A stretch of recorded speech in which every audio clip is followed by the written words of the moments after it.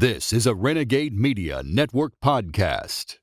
I got to tell you guys about Zippix nicotine toothpicks. They're flavored toothpicks with nicotine in each one.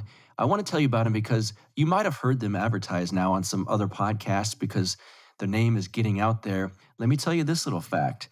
This was the first podcast that they ever advertised on, and that is because I actually reached out to them. I already used this product, and I thought I might as well advertise for them. That's how much I like them, and I still use them all the time. They're flavored toothpicks, like I said, with nicotine in each one. Check out the flavors. Peppermint, watermelon, excellent. They've got the old school cinnamon. Remember the cinnamon toothpicks you would have as a kid? This is basically the adult version. They've got sweet whiskey, sweet wood. They've got mocha, spice, island clove. Very, very good as well. So basically, if you're trying to kick a bad habit, maybe go for the cheapest alternative on the market. That would be Zippix toothpicks over at zippixtoothpicks.com. And of course, they want to support this show, and so do you. And if you want to buy some of these toothpicks, that helps this show out. So promo code BUCK at checkout, BUCK, gets you 20% off of your order. That is 20% off when you enter promo code BUCK, BUCK, at zippixtoothpicks.com. Let's get to the show. You are now listening to the Counterflow Podcast, a place for dissonant voices and unapproved opinions. You get split in fucking half, but I call him the hologram graph. But I am the center inside the placenta of math. You clash with cyanide gas and die fast. Rhythmical equivalent of solids, liquid, and gas. We smash your sinus with the power of Lord Titus. But I am the virus inside of the iris of Cyrus. Here is your host and humble narrator, Buck Johnson. What's up, you guys? Welcome back once again to another episode of the Counterflow Podcast. I'm happy to have my friend, the head Lion of Liberty, Marc Clair, on the show today. Before we get to Marc, I do have to say my weekend up in Oregon was really a good time. Thank you to the Libertarian Party Mises Caucus for making that happen. Basically, I was up in Cascade Locks, Oregon, which is truly one of the most beautiful areas I've ever been to in the United States. I really mean that. What a wonderful little area to do this convention that the Libertarian Party of Oregon put on there. And I got to speak at it. I had fun. I met some really good people up there, had some great beers, had some great dinners, lunches. It was a great time. So again, thank you guys for making that happen. Thaddeus Russell, my friend Thad, was up there as well. His speech. How do these guys do it? Thad talked for like an hour and 15 minutes or something, not one note. And he held the audience's attention the entire time.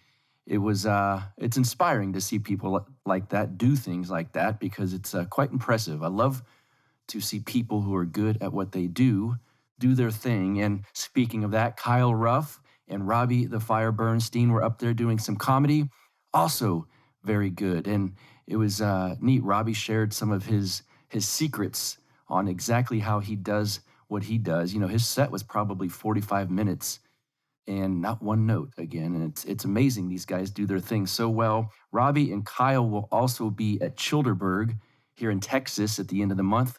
And I will be there as well. I know Scott Horton will be there.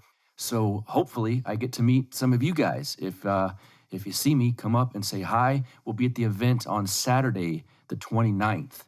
It's at a distillery. I believe it's called Iron Wolf Distillery. We will all be at that, just hanging out.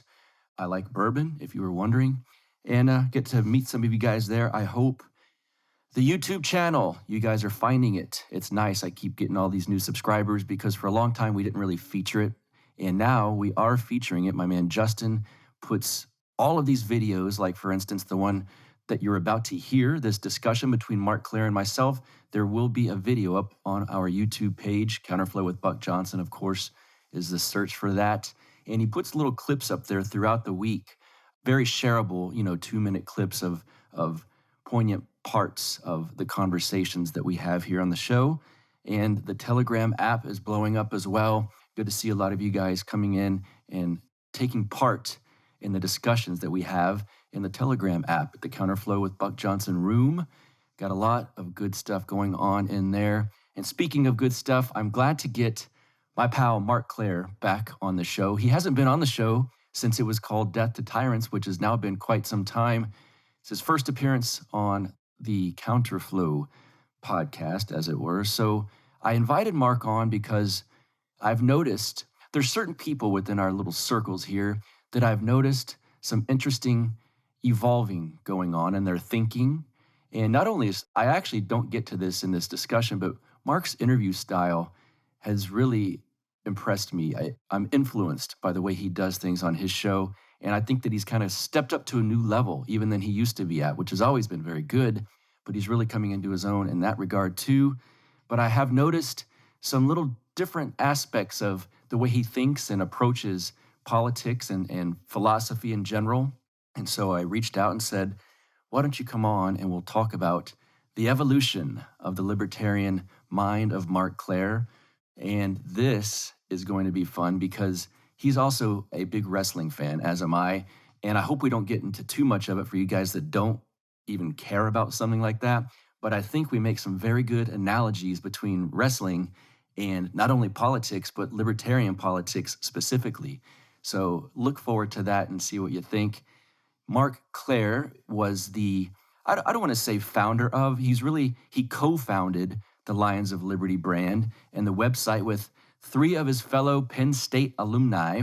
The website soon evolved from opinion pieces and daily news articles into the Lions of Liberty podcast, which Marc founded in 2013. Think about that.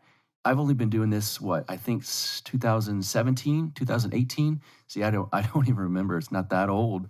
But Marc Clair has been doing this since 2013. There were not a lot of libertarian podcasts back then, that's for sure.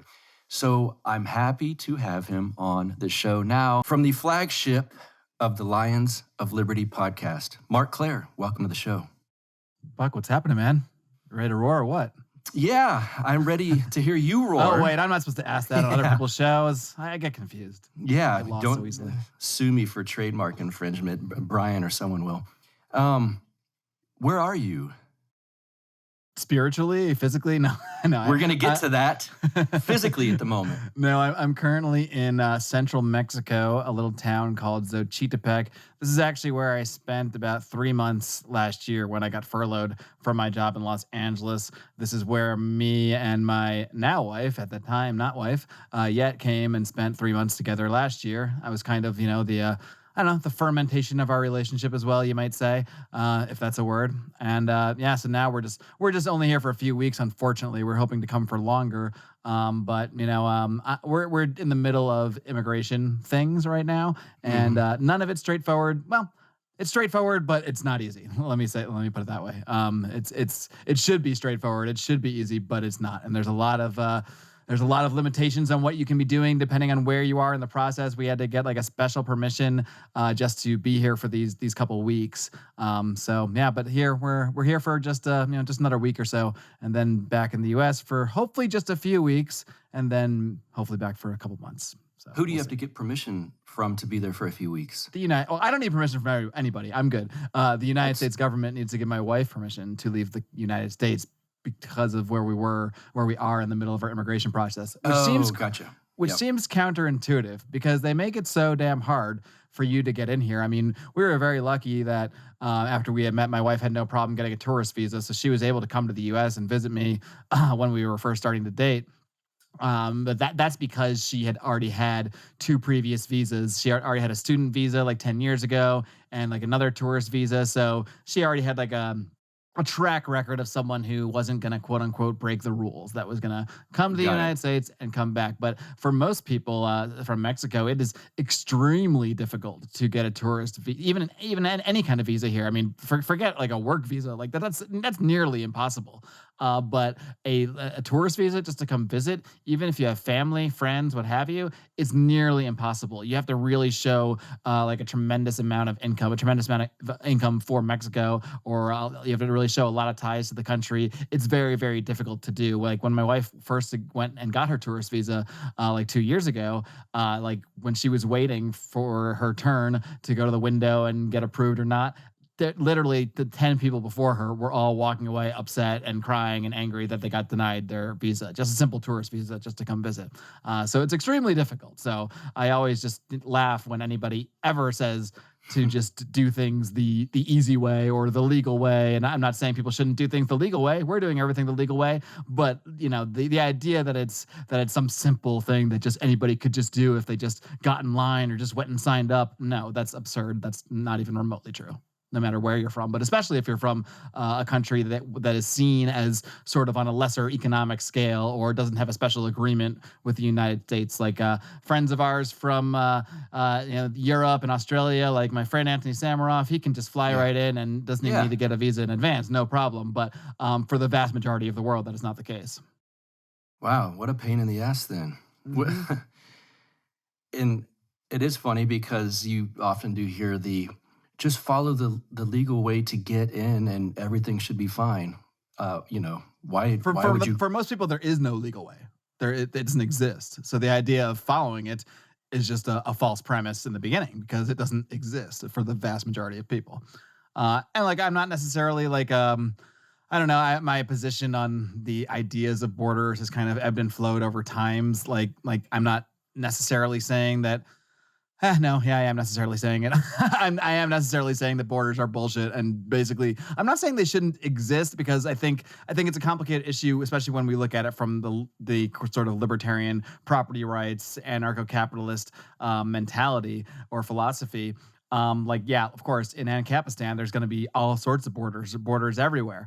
But the country borders that currently exist, for anybody to act like those are remotely legitimate in any kind of property sense is just historically, factually, philosophically, completely inaccurate and bankrupt. Mm-hmm. Do you think that actually something just popped into my mind as you said that? Because I'm sure you've heard over the years, as I have, that for an outsider perspective, someone who's not a libertarian, and this was probably my early on approach to it, is that there's this mentality of, well, in your world, then anything would go. And after you read people like Hans Hermann Hoppe, and you have maybe that understanding of what quote unquote Ancapistan would look like, sometimes it seems actually very, very strict and so much, not only does anything not go, very often in certain communities, it'd be much stricter than it is right now. Right. I mean, at the end of the day, the problem is one organization, one coercive organization having a monopoly on what goes and what doesn't go. And that applies to everything, including the border situation. So, when one organization controls the ebb and flow of people across that border, that's going to result in unintended consequences all around. Whereas in the quote unquote everything goes of Ancapistan, like you said, I think they're going to see layers and layers and layers of rules and layers and layers and layers of borders, depending on various communities and various community standards and what certain people want to do in their own particular, however people tend to organize their own communities, just as they do now. We can look all around us and see communities organizing on their own. It's just that we then insert this concept of the state on top of them. So, I mean, I think even when we look at the status of the United States of America and all these cities and towns that have sprung up over the several hundred-year history of the country, a lot of those were just organically created communities by people sort of centering around certain geographical areas, centered around certain industries, and all moving to a similar area. And then at some point they say, well, this is a town now. A bunch of us live here. Now this is a town. To me, that sort of organic community building is perfectly in line with libertarian property rights theories. Not getting into the area of whether that particular land was taken justly or not. Who knows? I mean, that's all a nuanced kind of thing and on a case by case basis.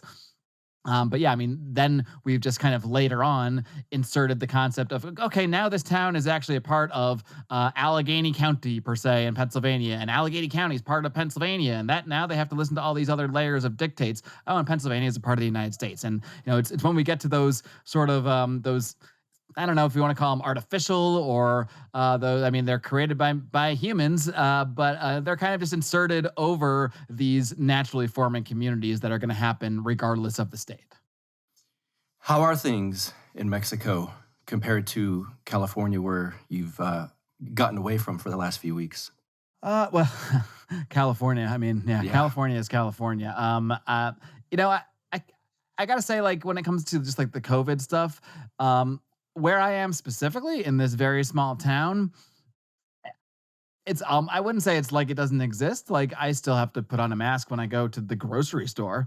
Oh, Uh, okay. but I don't have to put one on when I'm going to the local, the lady who's going to make me some quesadillas in her little restaurant. I mean, they don't say anything. They don't. I don't think most people really care. I think it's what it is here. It's more again. This is what really shows you the difference between like government and culture, and so much of culture is moved now through like the corporations. So it almost isn't going to matter what the laws of Mexico are. When I go to the Bodega Aurora down the street, I have to wear a mask and my temperature gets taken. Bodega Aurora is owned by Walmart. So that's the difference. That's when you're going to see those kind of rules in place. Probably like wherever those companies are located. I mean, the rules are gonna change depending a little bit on localities and that sort of thing. But I mean, I don't think there's any. I'm not exactly sure. There might be some kind of local mandate about that stuff here, but I'm pretty sure it is driven by the specific companies themselves. At least in this town, at least in this small town, like there's no police force going around enforcing. And it's actually the idea is a laughable concept. The idea of in Mexico, like the police going around enforcing some kind of coronavirus restrictions, at least on local businesses. When it comes to like, no one's going to enforce this stuff on these local mom and pop, which is like a vast majority of the economy here. Whether it's just the lady making quesadillas, the little tienditas where I bought this nice 40 of Victoria. These are essentially just completely unregulated businesses because whatever laws might be in place, I'm sure if you actually compare the actual laws of Mexico to the United States, maybe there are a lot of, you might be able to say the United States has maybe better laws. I don't know, in terms of business, maybe not in some areas, but how they are actually applied is the main difference. And it's one thing to look at the books, and it's another thing to be there on the ground. And the fact is, the vast majority of the Mexican economy is still, in many ways, a cash economy, as much as people can. I mean, people try to avoid banks like the plague here because the banks here are just horrible. I mean, you can't even transfer money to people without getting taxed on that transfer. So people just do everything they can to avoid banks, and to avoid being wrapped up in whatever regulations might exist here that might apply to the big companies. Those don't apply to the vast majority of people, at least once you get out of the big cities where people are just interacting and just, buying and selling and, that sort of thing. Almost all business is done like hand to hand, with cash. Interesting. Are there plans to you said you have to go back to California soon. Are there plans to be out of California for good? Well, I will say I'm currently employed full time in California, so of course there's no plans. No, I can openly talk about the things that I think about and discuss. I have on other podcasts, and I am very grateful for my current full time job in California because it does provide a lot of the things I need in life, and I actually do enjoy my job a lot. What I don't enjoy are a lot of the restrictions that have come in that have made going to that job more miserable. Thanks to the state, not more miserable. I actually like the job itself. I actually enjoy quite a lot. But now we have all these various restrictions that are supposedly about to be eased. When it comes to masks, although masks, I'm not convinced are going away, at least in California, ever. Even if the laws change, I think most people are still going to be wearing them. Yeah, I get that feeling too. I think your job is cool. Are we allowed to say the organization that you work for? Yeah, it's fine. I've talked about it in other the NFL Network. Yeah. It seems to me in the NFL world, which I follow very closely, that they are trying to make things back to normal. Do you get that vibe from your job?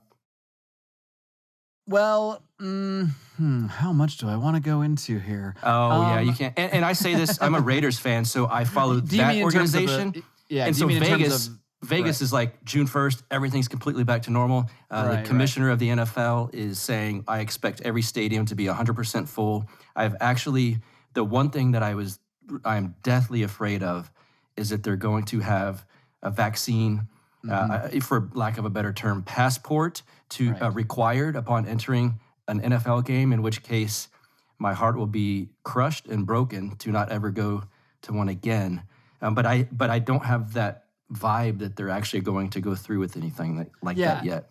I think we need to make the distinction, like when we're talking about the games and the fans and that sort of thing. Yes, I think they're probably trending to bring things as back to normal as possible. Because that's where the public is going. Finally, I think to an extent, there's going to be a certain section of the populace that never goes back. That has been permanently mentally damaged by this, and it's sad to see. It's like it's kind of an extension of the Trump thing. You saw so many people literally they broke when Trump was elected because not only did they not think it was possible, they actually were brainwashed into believing that not only is Donald Trump a racist and the next Hitler, but that is such a fact that anybody that would have voted for him is also supporting those exact same things that they have deluded themselves into believing he represented.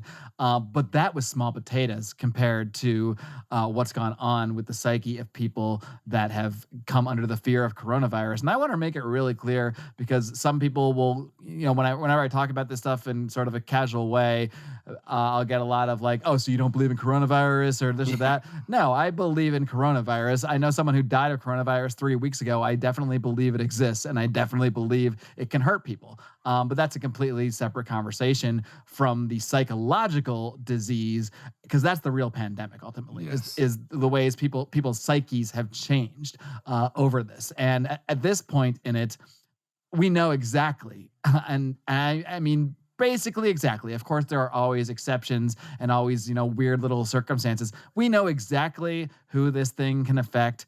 And really, they've known for quite some time effectively how to treat it and what kind of treatments can help it for getting the vaccine. But that information was just lumped in with Donald Trump.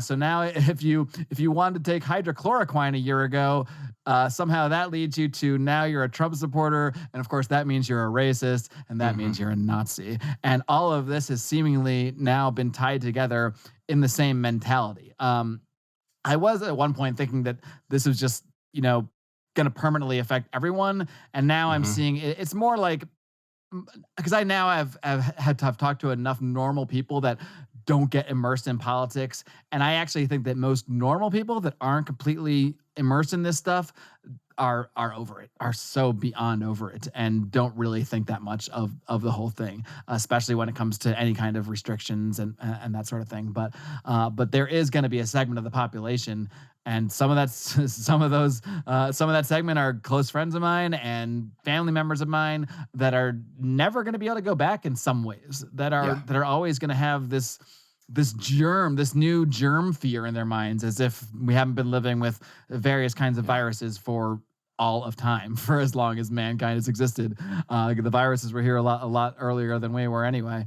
So we've been living with this stuff forever. That doesn't mean that when we find something out, when something pops up, that we shouldn't respond to it as individuals, as communities, as organizations. I mean, keep in mind, this all really started when the NFL, well, not really the NFL, it was actually baseball and the NBA, both shut everything down.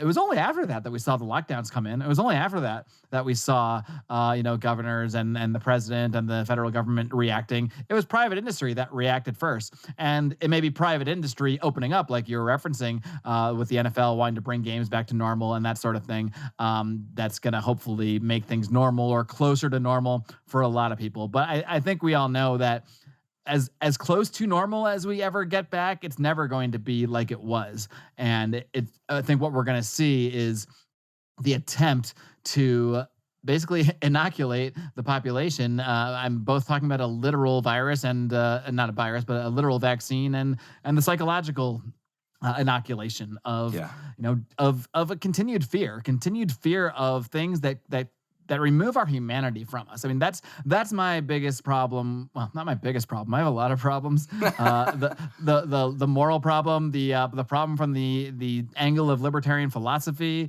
of lockdowns and mask mandates and all of this stuff. But on a different level, I mean, it's a problem of separating people from their humanity.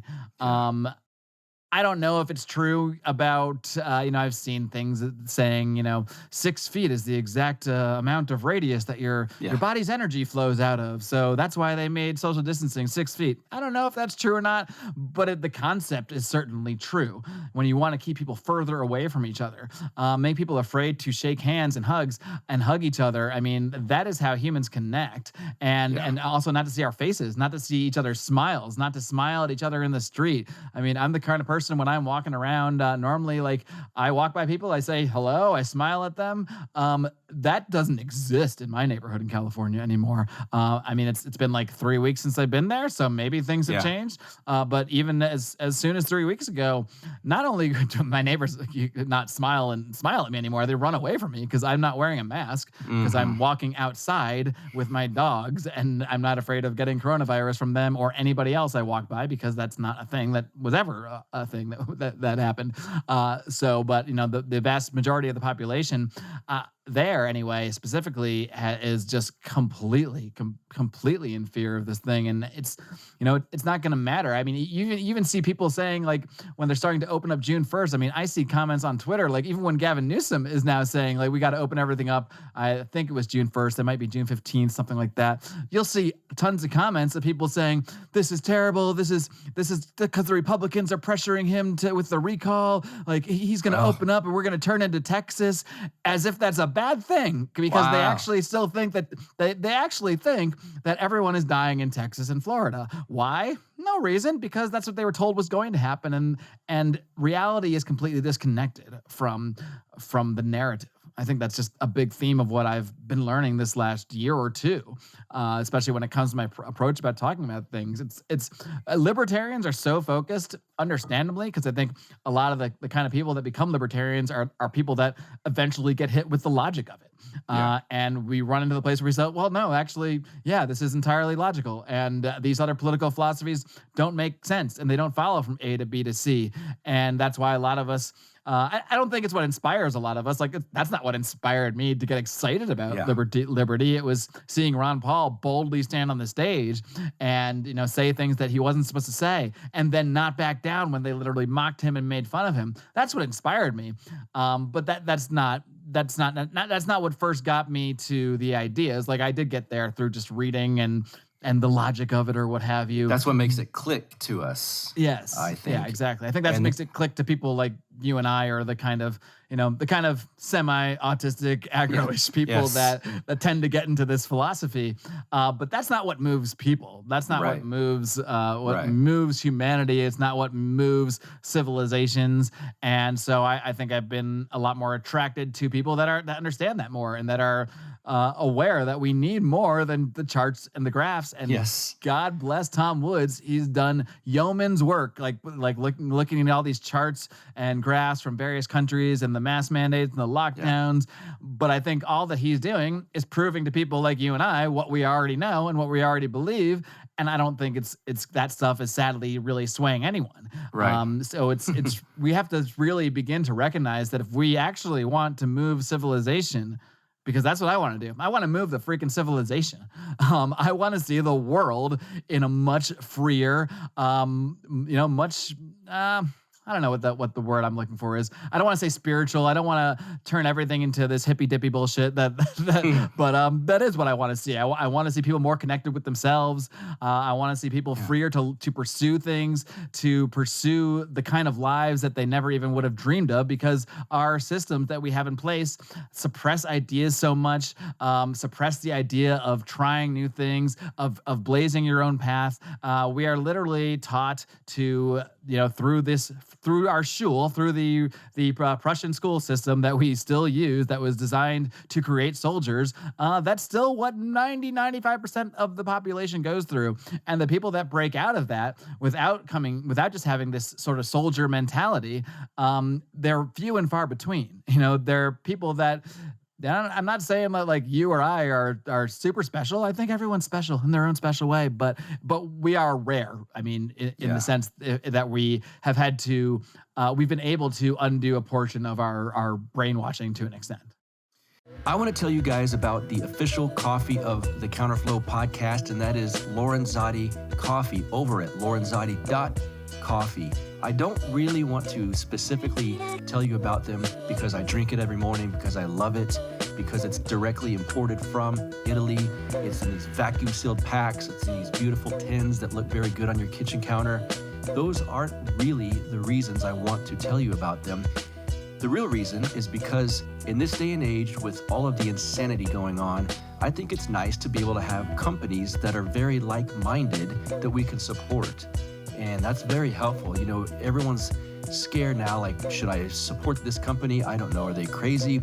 Well, I can tell you, the guys at lorenzati.coffee are really good guys. They're like-minded individuals, and they want to support shows like mine that you listen to. So I think if they're willing to give me a cut of the money coming into them from you guys, that should make you want to support them. You like this show, you want to support like-minded companies, well, here's one for you, Lorenzati Coffee over at LORENZOTTI.coffee.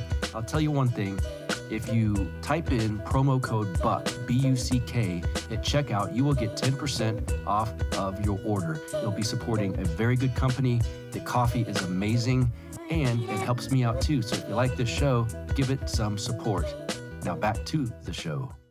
You hit upon like 10 different things in that little monologue that I want to ask about. You got me in a rant zone, bud. I did, good. Well, you said that there's a segment of people that won't go back to normal. You also, interestingly enough, almost like summarized the speech I just gave in Oregon, which was we are so focused on stats and logic and reason, and we're just like, why don't these people understand what I'm talking about? And there's just giant segments that don't particularly care about that kind of thing. But anyway, you said there's a segment of people that aren't going back to normal. And I'm going back and forth in my mind. I think there was already mental, I mean, the best way I can, maybe it's kind of cold sounding, but there was mental issues with part of the population. And I think they were just kind of laying dormant maybe. And 2020 they reared their heads quite a bit. And I think that segment of the population that will always wear 2 masks or that won't go to a big event, it was almost like laying in wait, ready to expose itself. And for whatever reason, via the media, whatever happened during 2020, I don't know who scared them into doing what, but I think that it manifested itself through the COVID moment. And it's, you and I both love wrestling. Yes. And wrestlers always say, you know, their character, the ones that turn out to be very successful, it's their real personalities cranked up to 11. Right. And so it almost seemed like the COVID moment and the mask issues, all of this stuff, like for someone to say, you're going to turn us into Texas is so disconnected. As a bad thing. Yeah, it's a bad thing. It's so disconnected from reality that represents something that I can't even fathom. And so it's almost like the COVID moment turned their crazy up to 11, but it was just kind of laying there waiting to rear its head. And this was the excuse. Like you said, 2016, the Trump moment, it certainly did it. And it surprised me, to be honest with you. And I've grown mentally a lot since that moment, you know, as people that talk to thousands of people a week, basically, via messaging, you have to grow. And 2016 to now is insanely different. And then certainly 2020 did its own deal on all of us. But it seems like there's just this, it happened with Trump, and we saw, damn, the left, or we'll say the left for lack of a better term, this segment of the left are crazy. And then 2020 hit, and you're really surrounded by it, or when you're in California, you are. I'm a bit fortunate. A small town in Texas here, I don't see it as often. This is why I left Austin, because they're ate up with this stuff. Does it seem like it was just kind of laying dormant and all of a sudden looking for an excuse and boom, there it is? Like, it's like it unmasked them, no pun intended. Yeah. I mean, in some ways, it can't be a coincidence that we're seeing the most corona hysteria in certain segments of the country. Because we're all getting the same media, I mean, I don't think it's a coincidence that you're seeing it largely centered around the greatest height of the hysteria and of the response and of that attitude of, oh, we don't want to turn to Texas. Meanwhile, Texas has like zero COVID deaths right now. I mean, or as close to no COVID as you can possibly get. Yes. It's such a disconnect from reality that this is where I get into this idea of how I've evolved over these last couple of years here, and getting back to the idea of meaning, because that is, I think that is what this all comes down to, is when people are lacking meaning, they're very susceptible to having some new thing coming in that becomes their new meaning, or the new thing that really drives them. So, and like I've basically considered myself an atheist the vast majority of my life. I mean, I remember the day it happened, actually. I remember the day I became an atheist, originally anyway. I've kind of evolved since then, but that's so funny because you hear born again Christians say the same thing. I remember when I was saved, and you're like, I remember when I wrote it off. And I don't mean that as a diss or anything, but just both sides of that. What happened? Yeah, and no offense to my mother, who I love dearly, but I was raised Jewish, right? So every year we have the High Holy Days. One of those is Yom Kippur, and the idea is you fast for a day to sort of cleanse yourself of your sins, absolve yourself of your sins for the year, and then you basically get a clean slate and you're good to go. And when I was a kid and they taught me this stuff in Hebrew school and in our Jewish classes or what have you, I was like, okay, all right, well, that seems like a good deal. I know we've all done some bad things here and there. So cool. We don't eat for a day and then we cleanse the whole thing. But they had a thing, even, I think if you were 8 or 9 years old, it's generally accepted, you don't force young children to fast. So I didn't actually fast when I was during those days. So if I was hungry and after we went to our Yom Kippur service, my parents would drive me through somewhere and get me food, and they wouldn't eat.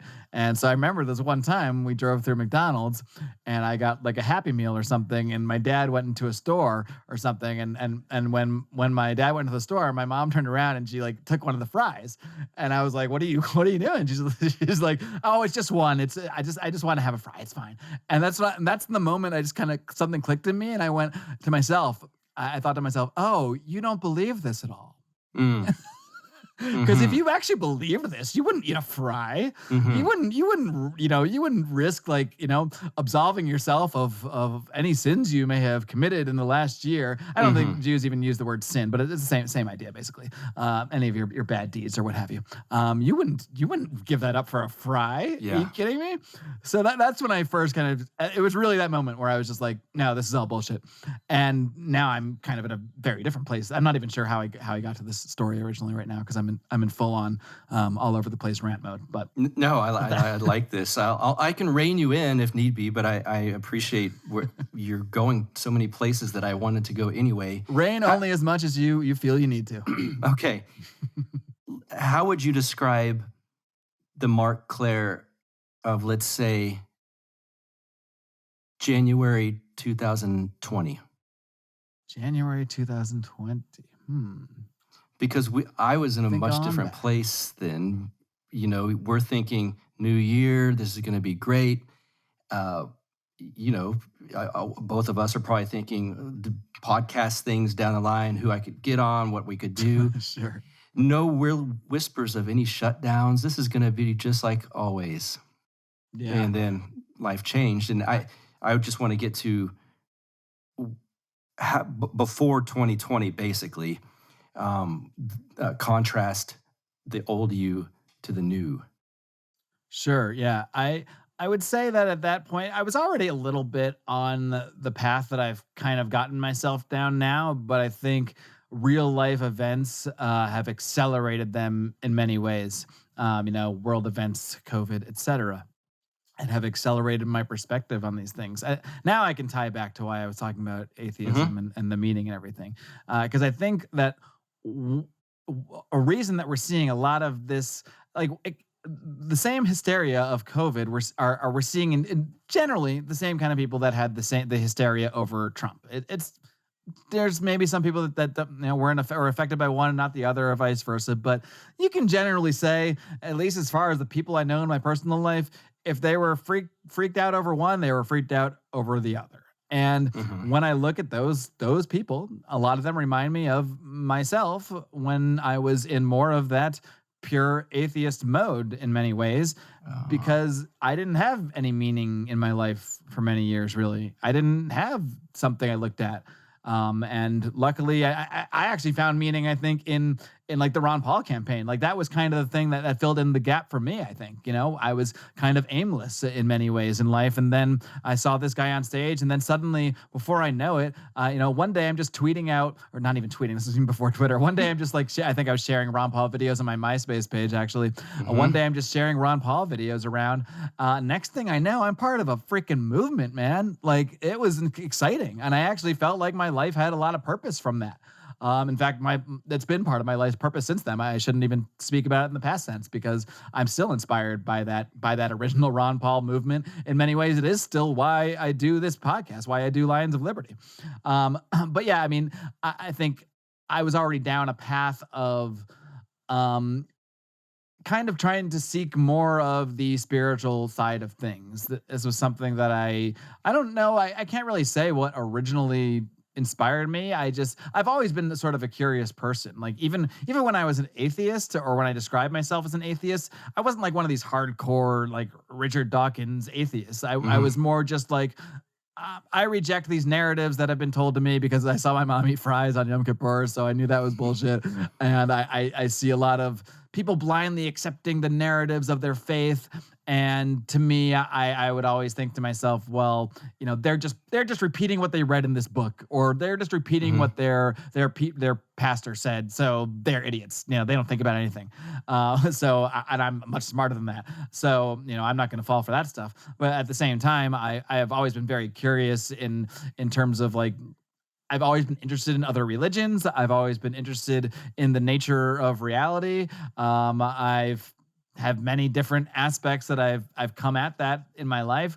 I've had just simply, reading about quantum mechanics and, crazy stuff like string theory, and where that leads me to think about what our reality actually is, or what it even can be. I've also had experiences, some perhaps of a psychedelically induced nature, but others not. Others that had nothing to do with anything like that have really, really shown me that there is more out there than I ever remember, more than I gave credit to for a large portion of my life. Like, I think at this point, I can say firmly that I'm definitely not an atheist. We have to break down those words and see what they mean, and see how different people, take that. But when we're saying it, when I think of the word atheist now, I think of if you don't believe that it was just a ball of mass flaming hot for no reason that just exploded, and then particles changed, and somehow we evolved, and now we talk to each other over computers. And if you don't just think that that's how it happened, then then you're not an atheist. So in that sense, like I'm not an atheist. It doesn't mean I necessarily believe in any one narrative or any one system, but in some way I kind of believe in all of them to an extent, because what I've come to see religion as in many ways is our attempts of civilizations over time and humanity to connect to I don't know if you want to call it to the true nature of reality or the true nature of ourselves. I kind of think they're the same thing in many ways, but they're attempts for people to connect with the divine. That's what I would say. And over centuries and centuries of more than centuries, millennia of humanity's history, if you look at any civilization, there have been sets of people that have attempted or been connecting with the divine. I don't know a better word for it. It's something more than what we see, more than what we can normally feel through normal means, more than what we can ever read about in a book, more than what a pastor could even tell us, or what a religion could tell us. And I think that's the part where I always conflated the two. I always connected like the spiritual concepts of religion with the structures themselves, with the Catholic Church, or with the hierarchies in various religions. And I've come to see there are things they have overlap, because when, just like I talked about at the beginning of the show, when I was talking about how a lot of communities kind of formed organically. People sort of moved to a general area, formed a community, all good, property rights are going great here, and then the state kind of forms around that, or overlaps over that. I think religion is maybe very similar to that in many ways. I think people naturally, in many ways, found their own ways to connect with the divine, connect to whatever you want to call it, the true nature of reality. You can use a million different words for this. And then later on, other structures, other systems kind of were created over those things. And they kind of all became, at least to me, associated as the same thing. And now I see them very, very, very separately. I think you can be religious, as I would say I don't know if I would describe myself as religious. I would say I'm finding my religion, maybe, or trying to find my religion. Because I don't have like necessarily a religion I subscribe to, or but really, what is a religion? It's called a practice for a reason. It's whatever your practice is. It's whatever you get into. And I've not developed, like I didn't invent any of this shit, but I've brought myself into certain practices. I shouldn't say myself. I should give my wife a lot of credit here, because she's been a huge part of my development with all this stuff. But it was a path I had already been down a little bit before I met her. But I think that just kind of put it all on overdrive, because she was also very into this stuff, but really just getting into things like yoga, meditation, things I had dabbled in before, but I was like, I don't know, I don't really want to do this whole yoga session, or I can't. All right, I'm done trying to think of and sit here in my own thoughts. I can't do it. And now I've learned to. I'm no expert at all, and I don't want to pretend I am, because I'm still very much a work in progress. But what I have found for me is that the more I have incorporated a practice, whatever that practice might be, whether it's getting up at 6 a.m. and meditating and doing yoga and or what have you, or eating differently, or trying to get myself in a certain schedule. And I work in an industry which is very up and down with hours normally, so that's a huge challenge for me, or been a huge challenge for me over the years. But the more I get into a practice, and the more I am consistent with it, I mean, the way that I feel like going throughout my day is night and freaking day compared to 2 years ago, compared to March of January 2020. And I think the events of the world around me have pushed me even more into that.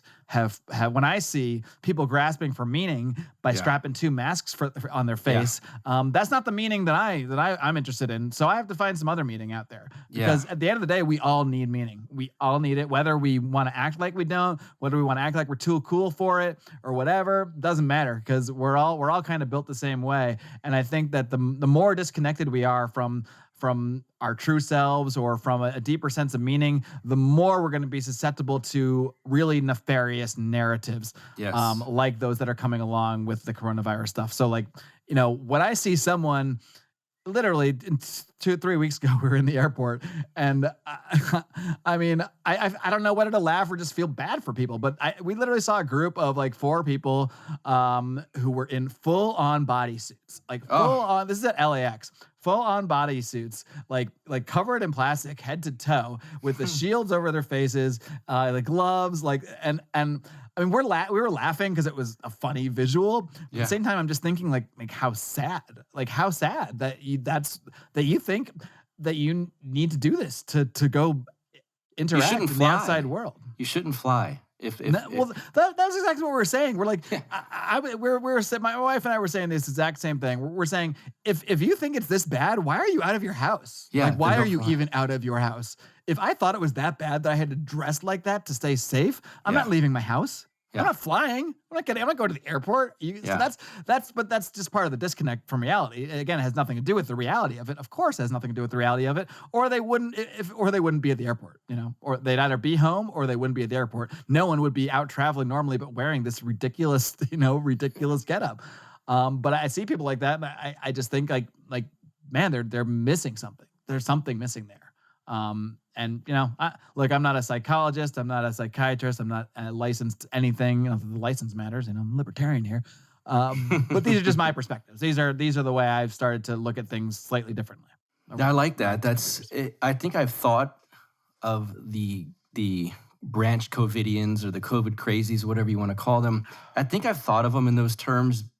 Clearly, yeah, that's a good point. That there's some kind of void that I don't know where this emptiness comes from, but if Joy Reid on MSNBC can fill it, or Dr. Fauci, and then it kind of does give this new meaning of I'm virtuous, look what I'm doing, I've stayed home. When I go out, I wear a shield over my face, or in their case, a hazmat suit. I'm doing my part. Yeah, and it's much like most of progressive virtue signaling is the flimsiest, thinnest meaning of anything you could fill a void with, because it's so paper thin that it's most of the time literally typing something and then saying, I've done my part. I've said on Facebook, stay home, wear the damn mask.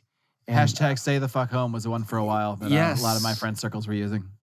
Yes, those things. Or after George Floyd was killed, then I put a black square picture up, and I've done my part. When these are people that do not go necessarily volunteer in an inner city community to feed poor people. That actually takes work.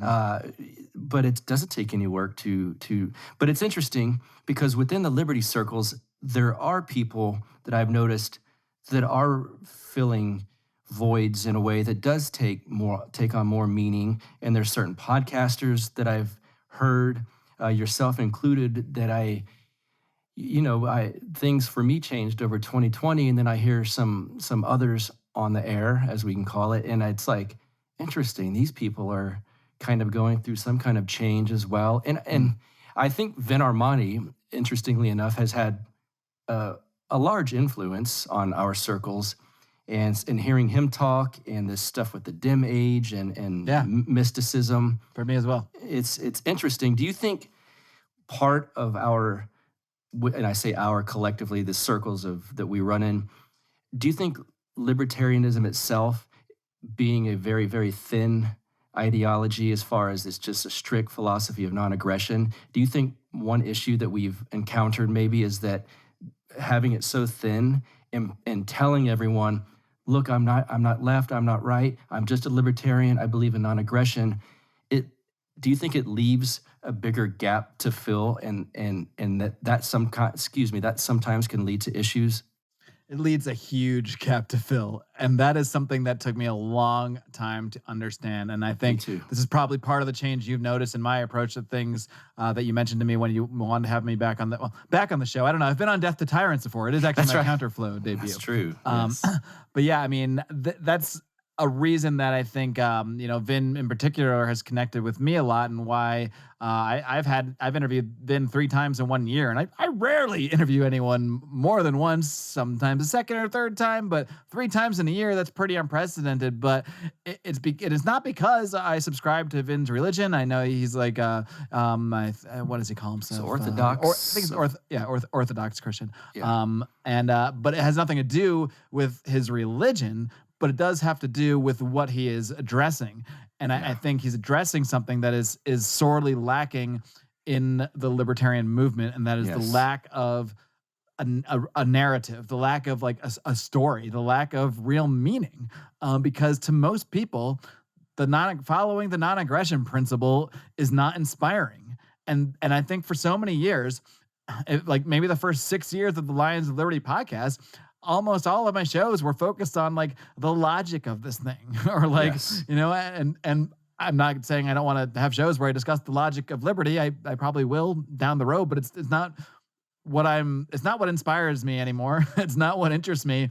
And I don't think it's a coincidence that the more I've gotten away from that, the more our numbers have gone up. I mean, I think the market is speaking as well, because I think even within the liberty movement, people are looking for meaning, and we can't just do, I remember I had an interview with Jeffrey Tucker earlier in the year, And we had an absolute blast just talking about everything that had gone on. I hadn't talked to him in a while. I think I had last seen him at Pork Fest maybe a year and a half prior. And it's funny because right at the end, he after we got off the air, he said like, "Man, that was really fun. That was great. I was so glad you didn't do the whole like how an anarcho-capitalist society would deal with coronavirus." And I laughed at myself so much because that is the exact interview I would have done if it was 2 years earlier. Like that would have been I would have had him or Walter Block on, and we would have broke down the technicalities of how an anarcho-capitalist society might deal with a virus and might deal with quarantines and vaccines, and we'd break it all down, and it would inspire like nobody. Yes. Yeah. And I could tell he was excited that we'd never went down that path, and I was excited we'd never went down that path. And I mean, it really was just one thing that highlighted to me so much just how my perspective has changed, because it's not that the logic isn't correct or true. Right. Yeah, it is, but so what? I mean, because if we're only focused on that logic of it, then we're just gonna stick in our little aggro autist circles here, where we only talk to the people that are driven by the logic, rational side of things. We're only gonna be talking to the engineers, which is like 5% of us, and we're gonna keep the movement really, really, really small. And that's why it's been really, really, really small forever. I mean, for as long as, especially when we're talking about the Libertarian Party. I mean, the Libertarian Party has been up until now pretty much like the party of follow the non-aggression principle because we said so. Yeah. So what? So who's inspired by that? Right. And hardly anybody. Approximately 1% to 2% of the voting population. That's who. So that's who. And so if that's the approach we're going to continue to take, whether it's through politics, whether it's through our personal lives, whether it's through our podcasts, then we're going to confine ourselves to that same 1% to 2% of the population. And I don't know. I'm not content with that. I don't know about you, Buck. I'm not content to only affect the 1% to 2% of the population that I'm not even really affecting because they already kind of see the logic in what I'm talking about anyway. Yes. I want to reach a hell of a lot more people, and I want to move a hell of a lot more people. I don't spend all this time. I haven't spent 8 years doing this just to make the same 1% to 2% of people nod and agree and go, "Yep, that's right." Yeah.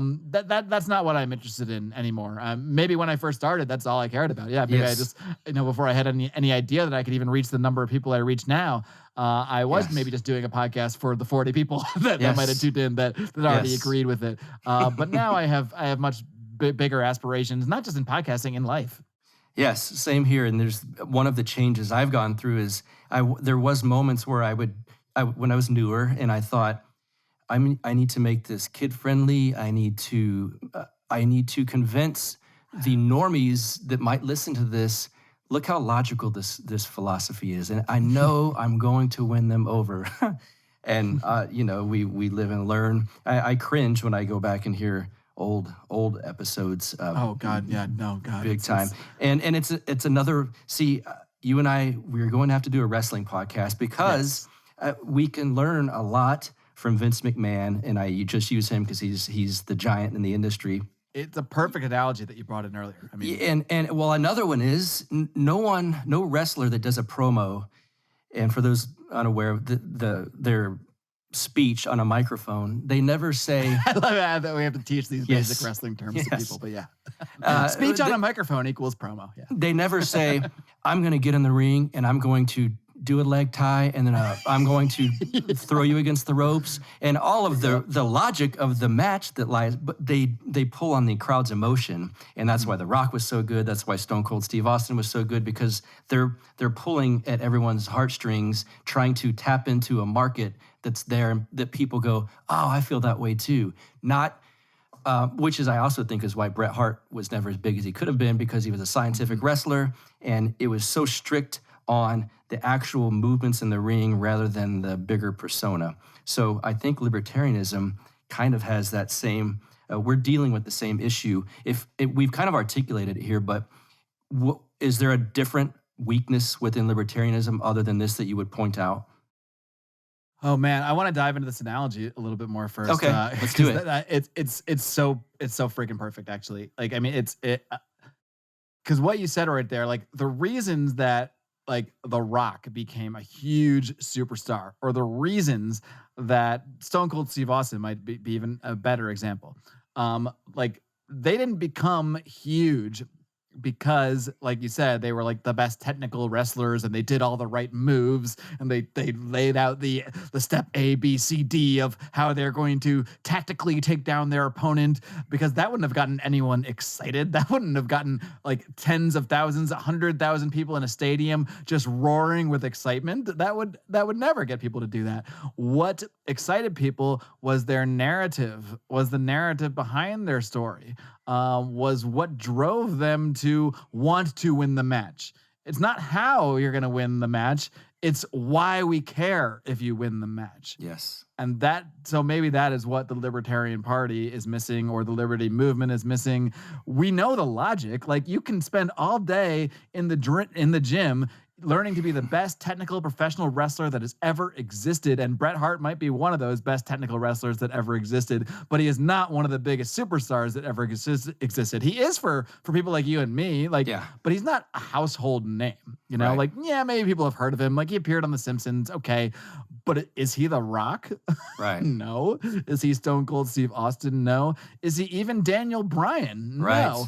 And Daniel Bryan might be the perfect, I'm so glad we're getting deep in the weeds on wrestling right now on this podcast, but Daniel Bryan might be the perfect archetype of what libertarians should strive to be, because Daniel Bryan is the perfect technical wrestler. He does have all the skills. He does have the logic, so to speak, like libertarians have. Yeah. But he also has the story. He has the best story of the last maybe decade of any wrestler. You know, he's the one that's always overlooked. He's like the one that's told he can never win. He's the libertarians, even though in real life he's nothing like a libertarian, but that's a different story altogether. But you know, he is the one that is seen as the joke. And the reason people get excited about him winning is because they see, it's not that they see he's the best technical wrestler. That's just icing on the cake.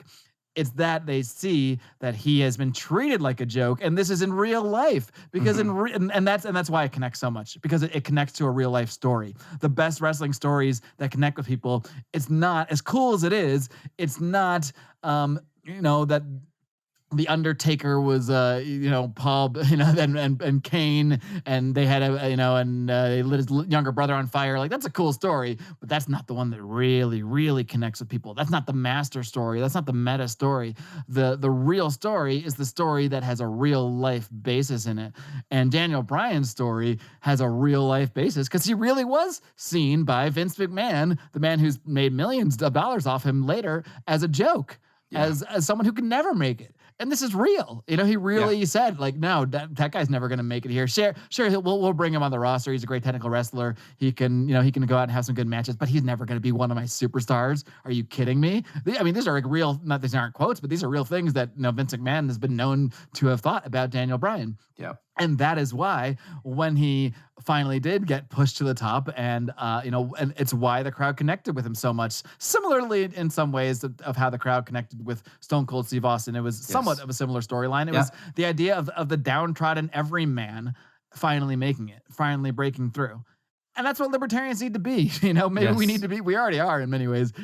We need to be the downtrodden everyman. We need people to want to root for us. Like, we can't be the assholes that just tell you how we're going to win the match and the 17 different moves we're going to show you in the ring. Like, that's not going to inspire anybody. We can't just be the people that tell you we have the logic on our sides. We need people to root for us. We need everybody to look at us and say, oh no, like, those are the guys out there laying it on the line. Like, those are the people out there, even if you might not connect with us personally. Like, I don't know, in real life, I probably might not even like Daniel Bryan that much, but I connect with his story. Well, I sure do connect with his story. So it doesn't need to be about our individual personalities connecting with people, but people need to be able to connect with our story. They need to be able to connect with what we're fighting for and why we're fighting for it, and understand that and feel it, not just see the logic of it, actually feel it. I mean, that's why some of the most successful movements were when people in the population, it wasn't that they already agreed with it, it's that they could see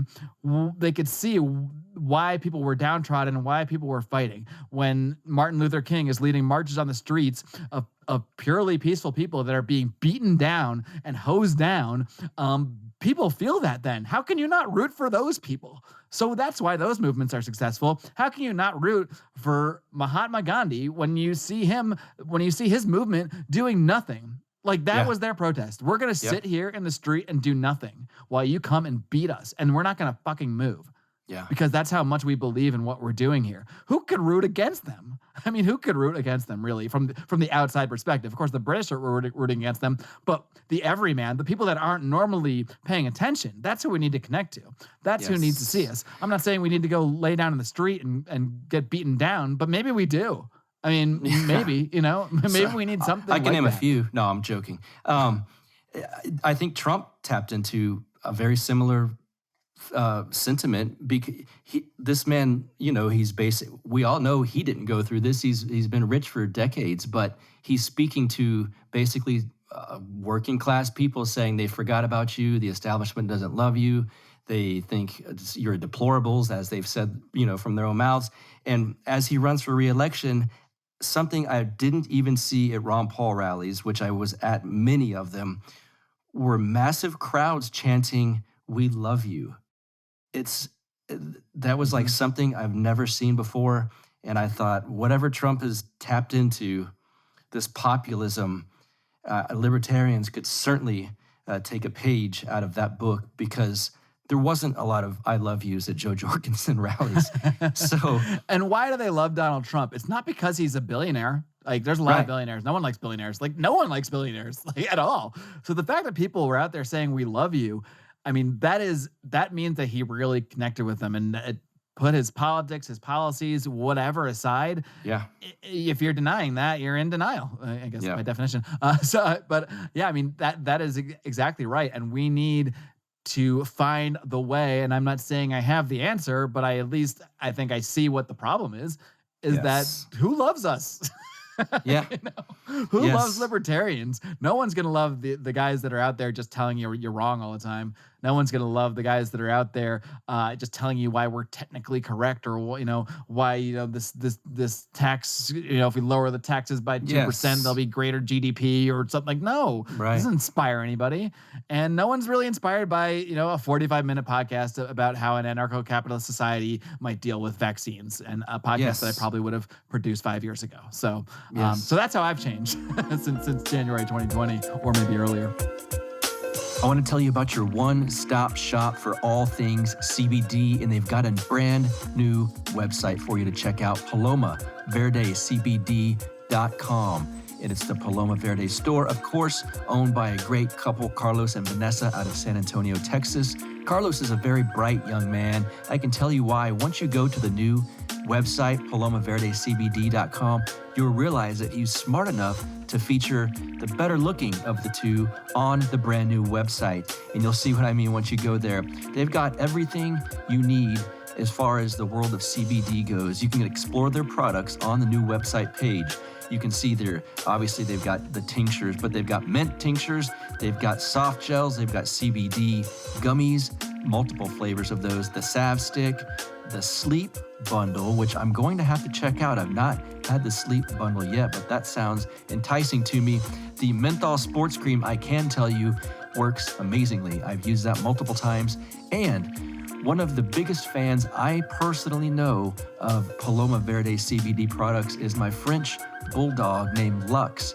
He's about 10 years old now, which in dog years makes him like 70 or something, right? He's old, and he gets around like a little old man with his back legs a little bit slower than they used to be, until we started putting the CBD pet products that they have at PalomaVerdeCBD.com. We put it on his food every morning. They also have these dog treats that we give him, and it's amazing the job that the products have done for Lux, my French bulldog. Now he's trotting around like he's young again. He gets in and out of the doggy door with ease, which is a relief to me, I can tell you that. So, of course, I've got a promo code for you. It is BUCK, B-U-C-K. When you enter BUCK, the promo code at checkout, you get 25% off of all of your orders over $75, which is a bargain. That's over at PalomaVerdeCBD.com, their new website.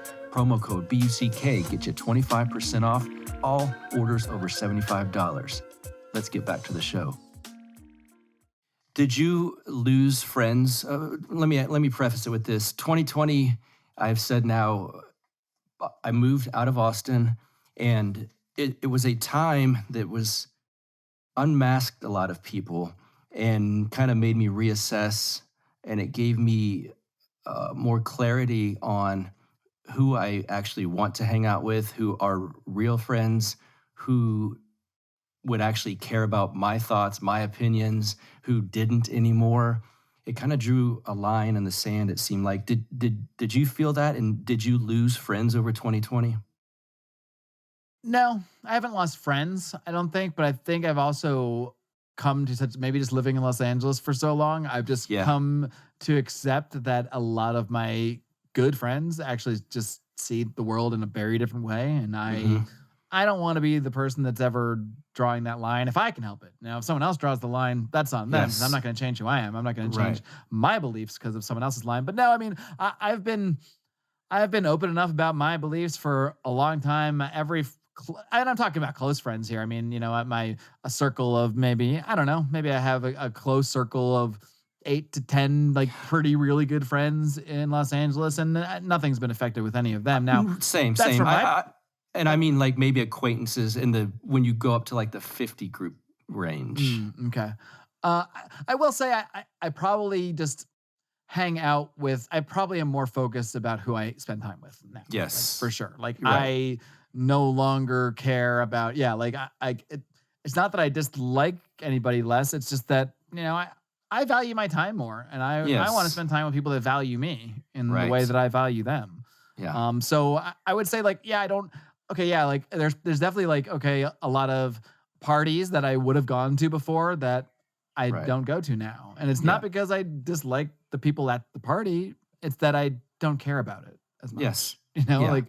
And maybe this is part of getting old. Like I'd rather spend quality time with my wife than go to a party with 50 strangers that, I know 3 of them. That's not interesting to me. But I mean, I guess if you expand the circle out to more, it's not that there's been like dividing lines over like coronavirus to me or any stuff like that. I'm sure there's people that see things I tweet or see things I say that in their minds, they're like, fuck this guy. Like, that's fine. They don't have the balls to say it to me though, so whatever. And I don't care. I mean, I don't care what people think of me ultimately. And I think I've spent a lot of my life caring way too much about what people think of me.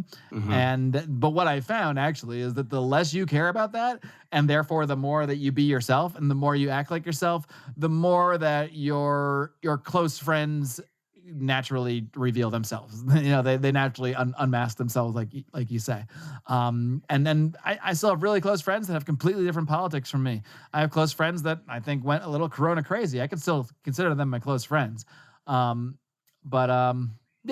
think it has changed my priorities in many ways and I don't know how much of that is related to world events, how much of that is just, how my own life has been developing. But I look at my time. I think that's a big thing too. Like I look at how I use my time much differently. I don't want to waste my time, like I know we have limited time in this current meat vessel that we are in. Whatever happens beyond that is, we can have thoughts and ideas about it. I don't think anybody really, really, really knows. I have theories. I have things I think might happen. It could be nothing at all, though. I don't think so. It could be nothing at all, though. But I do know that in this particular form, I have a limited amount of time.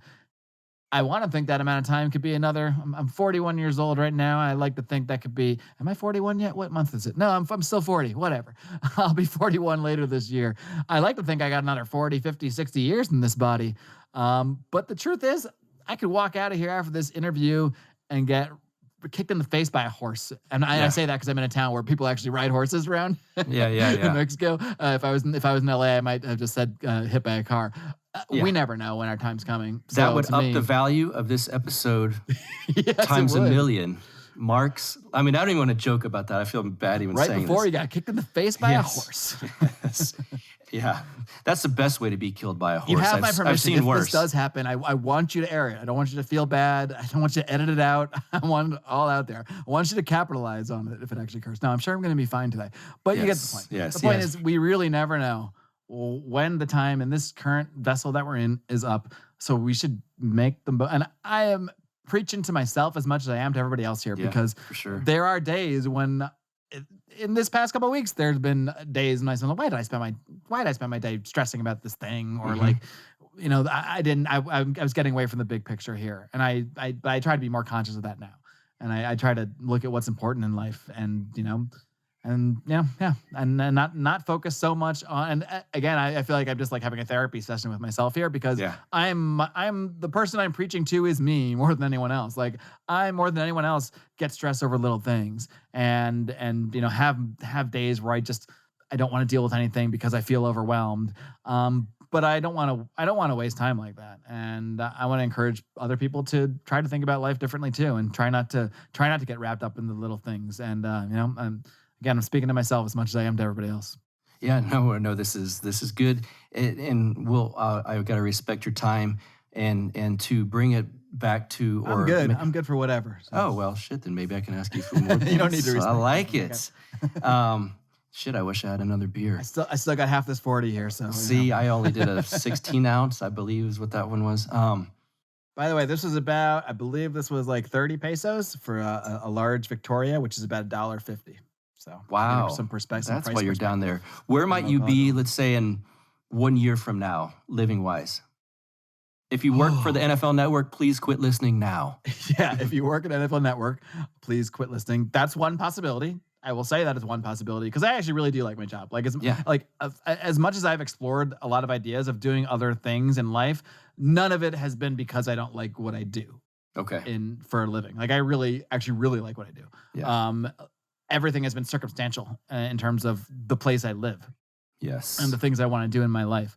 Like, yeah, I want to have a house that I can call a house that doesn't put me in a tremendous amount of debt to live in. And everyone I know that has a house in LA has one or a combination of circumstances. One, their parents gave them a shitload of money, so that helped. I don't have that kind of situation, and I wouldn't want that situation either. Yeah. Or they have a tremendous amount of debt. Like a tremendous amount of debt. And I don't want to be in that situation either. So yeah, I could have a house. I could have already had a house in LA by putting 3.5% down and gotten a federal loan. And then I could have to spend the next 30 years making sure I pay that every month and stressing about it. And then being trapped trapped in LA if the market crashes. I don't want to be in that situation. So for what I want to do for me and my family, like, it does seem like it's going to be hard to stay there long term. Just looking at a financial, pure financial aspect. But beyond that, they're like seeing the cultural change, like in LA. Like it was one. I mean, people always give me shit about commie California, this and that, and whatever. That stuff to me, it's like, okay, wow, California has slightly higher taxes than your taxes. It's the same thing. We're just talking about degrees here at this point. Yeah. But now it actually does feel a lot different. Like really, really, really different, because and I didn't realize how different. I already understood that it was different in Los Angeles than a lot of other places with the coronavirus stuff specifically, and with the lockdowns. Like, I don't want to live in a place that's ever going to lock down again. I mean, I don't want to live like that. I mean, I lost my job for 3 months, not because my company were assholes. It's because they got put into a difficult situation by the local lockdown rules. Yeah. They weren't allowed to have most people in their buildings anymore. For a time, they were allowed to have nobody there. I mean, that's how it originally started. And then even when they came back, there were such severe restrictions they couldn't bring everybody back. So that's not their fault. That's the fault of the circumstances of where they are, and where and the actual place itself, and the politics of the place itself, and the culture of the place itself. And that's the part that is getting more difficult for me to see being in long term. I have no specific plans, but yeah, of course, I'm exploring all sorts of options. But one thing that even hit me, like, that really surprised me. Like, we took a trip to Florida last month. We got to go to WrestleMania. We got to see the aforementioned Daniel Bryan in action. Yeah, and man, talk about a crowd being moved, though. I mean, just going back to it. I mean, I don't know how much of the show we want to spend on wrestling, but I'm going to go back to it because it was such a perfect combination, a perfect storm for an amazing event. Because not only was there actually a pretty good storyline going into the main event, you had Roman Reigns, who has just been this just tremendous, like, head of the table character where he's just running the show, just doing unbelievable work. He's being the bad guy that so many people wanted him to be for 8 years. He's doing it perfectly now. And at the same time, you have like Daniel Bryan, who I talked about, who the crowd always loves, who is always the perennial underdog. And then you have this third aspect of Edge, who's there, who has another great story because he was a complete superstar when he had a neck injury that took him out. But 9 years later, he was able to recover and get to the point where he was cleared to return. So he had a great story as well. So combine that great story with this crowd that has been deprived of live wrestling for a fucking year. And for wrestling fans, that's the worst thing you can do, is to remove that experience from us. Because you're watching wrestling on TV. Honestly, I don't even like it that much half the time. It's actually kind of boring, and you focus on a lot of how bad the writing can be at times. Yeah. But live wrestling, that's where it's at. That's what it's about. Now, that's when you feel it. That's when you feel the emotion, and that's something that a lot of non-wrestling fans might scoff at and laugh at, while they then go watch some action movie and get totally immersed in it, and they don't think there's any difference there. But the feeling of the energy there. Again, that's the freaking energy I want to feel at a libertarian event, at a libertarian rally. I want to feel the energy that cares so much about what happens. That cares so much about whether this guy that's been out for 9 years can overcome this and win a championship again, or that cares that Daniel Bryan has one more shot. He's probably going to retire soon. He's got this last shot. This might be his last time ever. People cared so much. It was just so amazing. It's incredible, and we got to capture that same thing. I don't know how I got from here to there. I was talking about my trip to Florida, but I'm thinking of so many.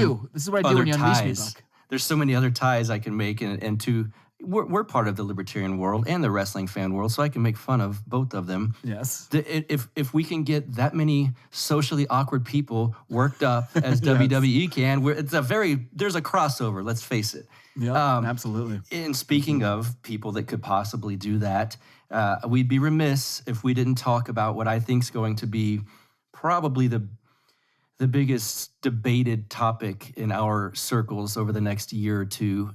Maybe three, is the Libertarian Party Mises Caucus, which for those, I don't want to get too inside baseball, but for those listening that aren't aware of this, there's a wing of the Libertarian Party that Mark and I probably tie in closer with ideology.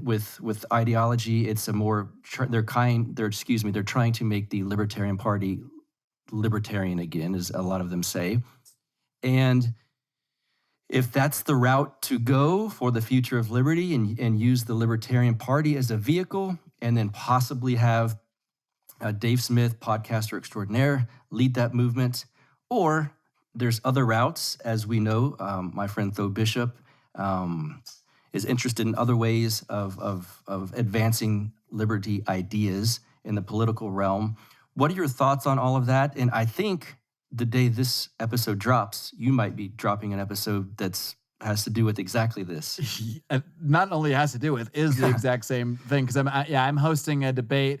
Well, as we record, I'm going to be recording it tomorrow, but I believe we'll be releasing these on the same day. I'm hosting I say debate because it's fun to say debate, but the way I approach these, the same way you approach this when you had your show last week with Clint and Tho. I mean, I approach them as a conversation that I'm just kind of there to be a part of and kind of push along in certain ways. But I'll be having Dave Smith and Tho Bishop on Lions Liberty this week, or it already happened now when this is being released for you. So go if you're listening to this, go click over to Lions Liberty and listen to the debate between Dave Smith and Tho Bishop. But I'd say they represent two of the possible, probably the most likely political strategies for libertarians in the next few years. I mean, there's other people out there like Vin Armani that we talked about before that would have a totally different strategy that would be more about rejecting all of that.